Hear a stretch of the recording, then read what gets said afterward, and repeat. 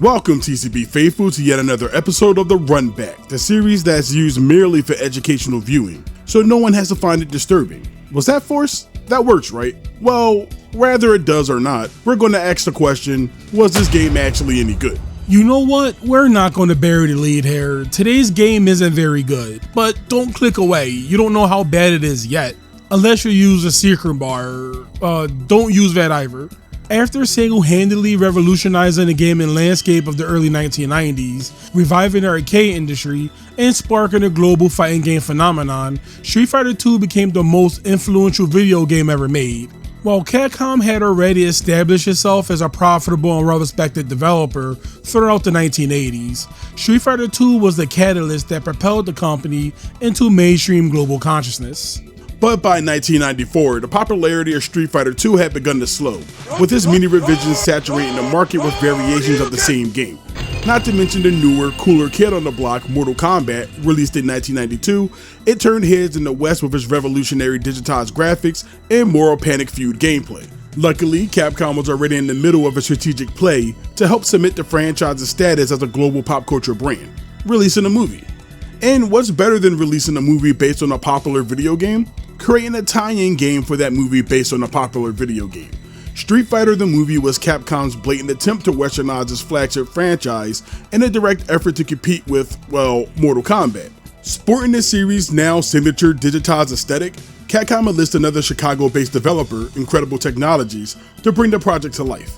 Since Midway, the creators of Mortal Kombat, were also in Chicago, the choice seemed almost fitting. Capcom's deeper pockets also afforded the company the ability to digitize big names such as Kylie Minogue and Mr. Bloodsport himself, Jean-Claude Van Damme. Having actual movie stars appear in the game gave it a touch of Hollywood glamour, creating a level of marketing synergy that Mortal Kombat's cast of relatively unknown martial artists simply couldn't match. But you know, although while liking both movies, Mortal Kombat is a better film. I don't think there's any contest there. When Street Fighter the movie hit arcades in 1995, it was instantly panned by critics and fans alike, though it managed to find a strange niche success in arcades before its trash bag reputation surely settled in. But I'd be remiss not to bring up the fact that although it didn't have the best reception by anyone, it was a commercial success, at least in arcades.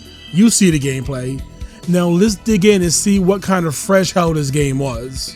We're Team Crossbody, and was Street Fighter the movie the game actually any good?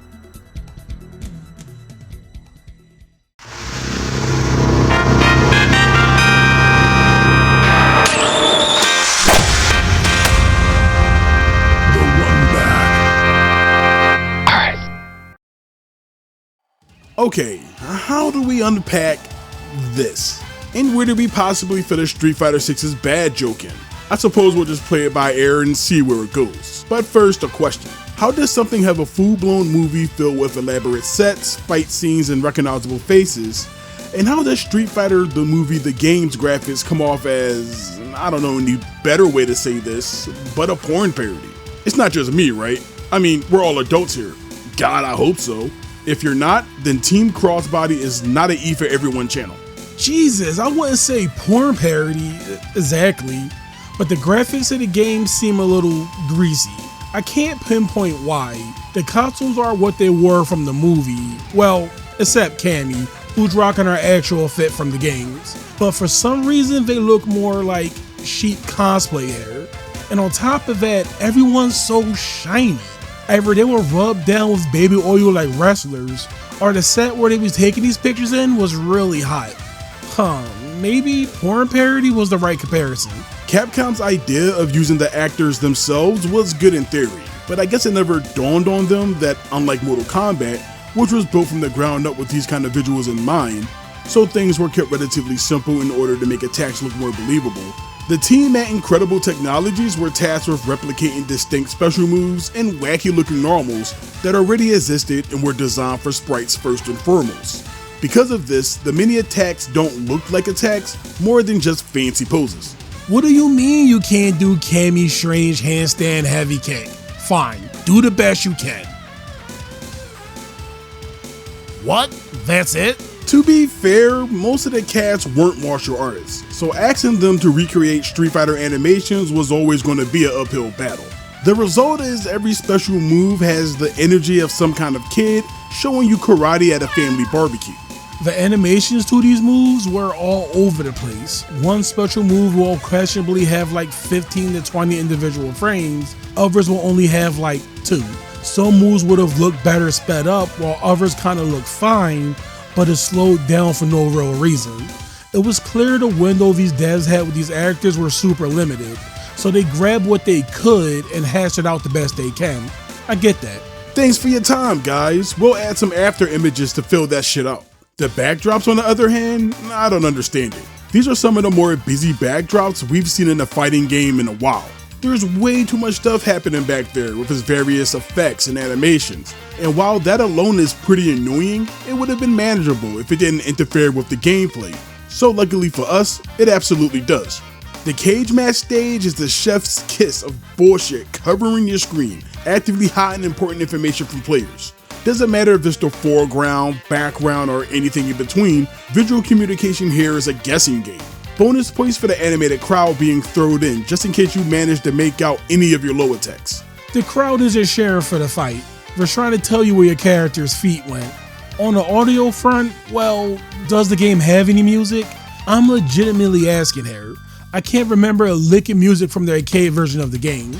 I vaguely recall like a strange grungy sounding track, but it felt like it played on every stage of the game. I noticed that too. It's like every track had somebody's ghetto blaster just close enough to hear, but not reliably make out. Characters, much like their Veil game counterparts, shout out their attack names. Which is nice, until you notice it's not even an actor saying them. So hearing some random guy just scream, "Dragon!" Dragon! Not Shoryuken. Not Dragon Punch. Just Dragon! And Chun-Li's particularly empowering Spinning Bird Kick! Which somehow puts all the emphasis on bird and none on the spinning or the kick. It's hilarious. It really makes you understand why Mortal Kombat just went with gibberish. I guess I can understand them not voicing the characters. Having to do Street Fighter attacks in a hot room without breaking your neck is enough work. If somebody asked me to yell, "Spinning Bird Kick," while balancing upside down, they'd get bird, probably followed by some heavy bleeding. So, while the presentation can be described as crunchy at best, it looks nowhere near as good as Mortal Kombat. Duh. Honestly, we can't say that we hate it. There's a certain charm to the grossness on display here, like in the same way somebody might look at an ugly dog and still find it cute. Sure, you know it's some genetic man-made creature that probably shouldn't exist, but it looks so doofy that you can't help but smile. Sometimes that's just enough to get by. But doing just enough to get by wasn't enough for Capcom. After seeing the job Incredible Technologies did with their arcade version, they basically looked at it and said, "Why?" So when it came time to make the console version, Capcom decided to take matters into their own hands. Of course, with the game releasing only 3 to 4 months after the arcade version, it's not like Capcom had the luxury of starting from scratch. So while this is fundamentally a completely different game, we'll go into more of that in the gameplay section, it still shares a lot of the original graphical assets. And no, your glasses aren't dirty.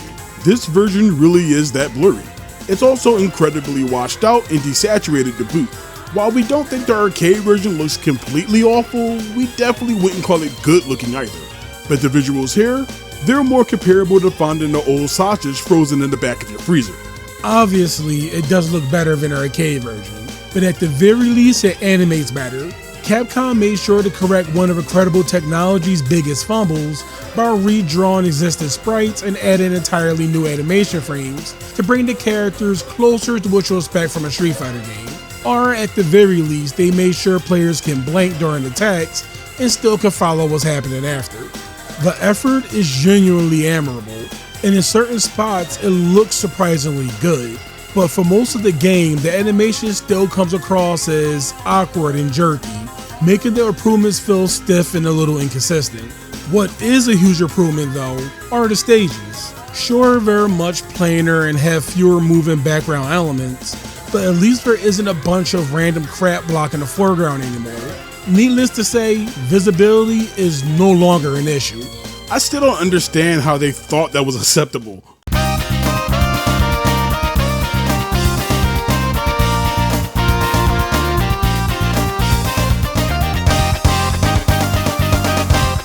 Another area that got massively upgraded was the music. Gone is a struggling grudge band playing in the basement, replaced with an actual soundtrack, and a pretty damn good one at that. Now, some of y'all might think the music sounds a little generic, and honestly, I wouldn't argue against a few tracks sounding like long-lost Mega Man X B-sides, but this is peak mid-90s Capcom sound, and you're simply not going to find two people more biased toward this era of video game music than us. Despite the overall mixed nature of the presentation, it's clear, at least to us anyway, that Capcom did put a reasonable amount of effort in an attempt to salvage things. It's impressive how they managed to Frankenstein so many assets from the film and movie tie-in and create something that's less of a port and feels more like a remake. A bad remake, mind you, but a remake nonetheless. A big thanks to our TCB members: Strong Lords, Rogue Yoshi, Death Note 627, Everybody Superhero. Alright.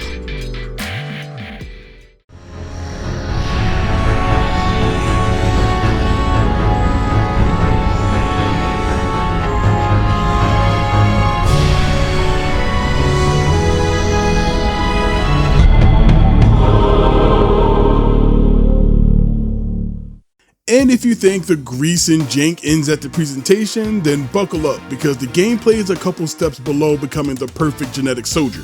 It plays like this bizarre mix of Street Fighter and Mortal Kombat, but follows so few of either game's rules that you think they were rewritten by the Vampire Tome from Buffy the Vampire Slayer or something. Yeah, I made a deep cut Buffy reference in a video about Street Fighter. Big whoop, wanna fight about it? Oh, relax, killer. You'll need that kind of energy for talking about this mess, because the moment-to-moment gameplay is all over the place. You don't have to play very long before stumbling across some kind of touch of death combo, non-existent recovery frames, special moves that absolutely shouldn't combo into one another, or some kind of weird interaction that makes you stop and ask, wait, was that intentional? In this game, if you can dream it, you can probably do it. And yeah, we're being a little dramatic. The game is still grounded in some kind of reality, but that reality is enough to make Rainbow Edition take a step back and say, alright, dial it back a bit, but deep down, buried underneath all the nonsense, there's still a Street Fighter game here. 6 buttons, quarter circles, charge motions, special cancels, special attacks. At the most basic level, nothing is going to completely shock you, but incredible technologies couldn't resist putting their own spin on things. Several brand new special moves were added on top of the classic Hadoukens and knee presses. Some of them are just plain weird, like Sagat suddenly developing telekinesis through his bum eye like he's Cable or something. Others simply don't fit the characters they're attached to. Take Cammy for example. She has a command grab, and no, we're not talking about something fancy like an Ultra Combo or a follow-up from Hooligan combination. Just a straight up command grab that's relatively safe, does respectable damage, and leaves her with enough frame advantage to step outside, smoke a cigarette, come back and hit confirm into a spiral arrow. Giving your fast pixie rushdown character a command grab like that probably wasn't the smartest move, even by Street Fighter the movie The Game standards. Then you've got Bison's Force Lightning. The move itself isn't even that great, but was it really a smart idea to give the series premiere pressure character, whose entire game plan revolves around controlling space and bullying you in neutral, a projectile that isn't a charge back motion? These are basically Mortal Kombat special moves dropped in a Street Fighter, and honestly, I don't hate the idea. Maybe they should have thought a little harder about who gets these kind of attacks instead of handing them out based on whose costume looks coolest during a photo shoot. There's also a surprising number of completely original mechanics jammed into this thing. First up are interruption moves. By performing a character-specific command while blocking, your fighter immediately retaliates with an invincible special move. If you see green after images trailing behind them, congratulations, you did it correctly. These are essentially guard cancels, making this technically the first Street Fighter game to feature them. Which is funny because Street Fighter Alpha Warrior's Dreams launched the very same month and treated guard cancels like it was a marquee mechanic. So either Incredible Technologies was smoking some of that Oscar 120 pack, or Capcom quietly slipped them the homework. Then you've got comeback moves, desperation attacks, danger moves. Honestly, we couldn't find a consistent name for these things, so we're just calling them comeback moves. These can only be done once your health reaches a danger state. They're supposed to be powerful, but wildly inconsistent is a better description. Some are actually pretty good, like Cammy, because she apparently won the genetic lottery in this game, suddenly starting to throw around grenades. So now she has command grabs and explosives. There's also Bison's pathetic looking warming up some ribs punches, and Sawada does something. I honestly couldn't tell you what. Then there's regeneration, the mechanic we constantly forgot existed, which is pretty ironic considering how useful the game thinks it is. Just hold down 2 buttons and release them, and your character suddenly gets all hot and bothered before doing a little turn on a catwalk, trading your entire super meter for around 15 to 20% of your health back. It's not really worth it, and maybe we've played a little too passively, but meter build is super slow in this game unless you're constantly shooting out fireballs. So why would I spend all that meter on a sexy little wiggle when you can just use a super that might actually win the round? Come on, Incredible Technologies. If you want people to use this mechanic, you've got to sweeten the pot a little more than that. Don't be such a tease. Speaking of teasing, there is one mechanic that's actually kind of brilliant on paper, and that's the throw system. Yup, Incredible Technologies even mess with that. Getting thrown doesn't automatically mean you're eating damage. You can escape it the normal, boring way, or you could perform a throw reversal, immediately turning the tables on your opponent. But that's not where it ends. That throw reversal can itself be reversed, which can then be answered with a Slam Master. It's this bizarre game of wrestling favorite rock, paper, scissors, where both players are desperately trying to remember a different character-specific input before somebody gets powerbombed. When it actually happens, it's incredibly hype. The problem is, nobody remembers the inputs. The timing is pretty strict as well. Everyone's reversal commands are different, and unless you practice this mechanic particularly, your brain just defaults to let me escape this throw. And I guess that's for the best, because a player who initiated a throw reversal are immediately opened up to a Slam Master. Also, for how much attention it gets when it's performed, the damage isn't anything to annoyingly base an Evo moment over. Once again, you guys gotta sweeten the pot a little. Maybe have the damage stacked for each reversal attempt, give your players incentive to play chicken with each other. Lastly, there are the super combos, and for some reason, the game has 2 sets of them.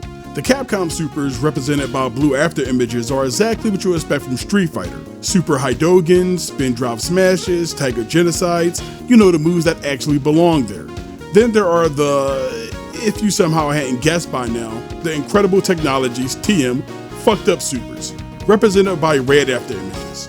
Most of these are whatever, cool enough I guess, but then there's a handful of them that makes you wonder why the blue supers even exist. Take Guile and his main character kicks. That super casually deletes around 75% of your life bar. And then there's Cammy. Of course it's Cammy. Because apparently nobody at Incredible Technologies ever looked at her moveset and thought, maybe she's had enough. I mean, I don't blame them, but still. A couple of other characters don't even bother with raw damage. They just stun you instead. Which begs the question, why? Why not just do the damage immediately? Stunning your opponent after landing a super just means you're going to hit them again anyway. It's like the game suddenly remembering fighting games are supposed to have strategy, then immediately forgetting halfway through that thought.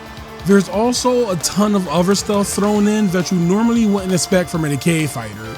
Hidden sheets, secret options, and even an entire tag team mode, which we couldn't get working for the life of us. We entered the code, it flashed tag team, then we put in the code again and it changed to tag team, and then absolutely nothing happened. Maybe we were doing something wrong, maybe the game was doing something wrong, or maybe Street Fighter the movie the game just wanted one more final opportunity to mess with us. Say what you want about the quality of these mechanics, and believe us, we have. But at the very least, Incredible Technologies really did seem to care. Whether those ideas actually worked is another conversation entirely, but you could tell they weren't content with just making digitized Street Fighter and calling it a day. They threw every idea they could at the wall, and somehow a surprising number of them actually stuck. Yeah, but stuck in a way where it's sliding down a little. But hey, if you wanted to see just digitized Street Fighter, then just mosey over to the world of consoles, and let's see what we got there. Don't worry, it ain't much. Now don't get us wrong, we completely understand Capcom's reaction to the arcade version. I'm positive there was a lot of what the fuck is this and what were they thinking being thrown around the office after they saw what incredible technologies had cooked up. So yeah, taking the console version back in-house made perfect sense. But this was the solution? Instead of refining the arcade game's weird ideas, Capcom hit the reset button and gave us what basically amounts to Street Fighter 2 with the personality sanded off. It's just Street Fighter 2. No thrills, no identity, just Street Fighter 2. And not even a particularly good version of it. I honestly wish there was more to talk about here, but outside of cleaning up the presentation, and to their credit, they did a respectable job in a few areas, the gameplay is just dull. Capcom stripped away nearly everything that made the arcade version memorable. Sure, most of those mechanics were completely unhinged, but at least they gave the game an identity. Here, it was replaced with something more slower, stiffer, and nowhere near as satisfying as the game it was clearly trying to imitate. I guess at the very least, Capcom did go back in and fix the meter economy. They also tried to spice up the game by adding EX moves. They even went a little further by giving you free EX moves if your meter's maxed out and you don't cash out on the super. These are neat little ideas until the strategy becomes just hold on to your meter because EX moves are far more useful. So it doesn't particularly add to the decision making. Ultimately, if you wanted to play Street Fighter that experimented with the formula, Alpha was sitting on the shelf at the exact same time. And if you wanted to play Super Turbo, well, you could just go play Super Turbo. We had our fun with it, but we actually don't hate Street Fighter the movie the game. It isn't good by any real metric, but this bizarre mashup of Street Fighter and Mortal Kombat has something to it. We think there's some real potential buried in there, somewhere. If incredible technologies had just reeled things back a bit, while keeping the unique mechanics and polishing everything up, this could have been a legitimately great fighting game. Unfortunately, the game did go through a chaotic development cycle that left it with an identity crisis before it was rushed out to market. At the very least though, you can't argue that this game doesn't have heart. It had its own unique fingerprint when it comes to gameplay, because for better or worse, nothing else really plays like it. And that's more than you can say for the console version. That version is just beyond bland and completely devoid of any personality. If it had been the version we got for the arcades, the game would have been far worse than just bad. It would have been forgotten. I'd rather play something that's interesting and flawed than something that's faithful and boring. But with that said, let's rank these and head up. The arcade version lands in D tier. We don't think it's an irredeemably bad game. There's enough weird jank and room for player expression here to keep our interest for a surprising amount of time. The console version drops straight into F tier. Unlike the arcade game, is outclassed in 3 different ways. First, Street Fighter Alpha already did their style of gameplay and much better. Second, Street Fighter 2 is still the superior classic experience. And third, the arcade version of Street Fighter the movie is simply a far more unique game. The console version may technically play better than the arcade release, but that doesn't amount to much when there's already other games that do everything it does, only better. And that wraps up this blockbuster tie-in episode of the Runback. What do you guys think of Street Fighter the movie the game? Let us know down in the comment section. While you're there, be sure to hype, like, and subscribe, and we'll see you next time on the Runback.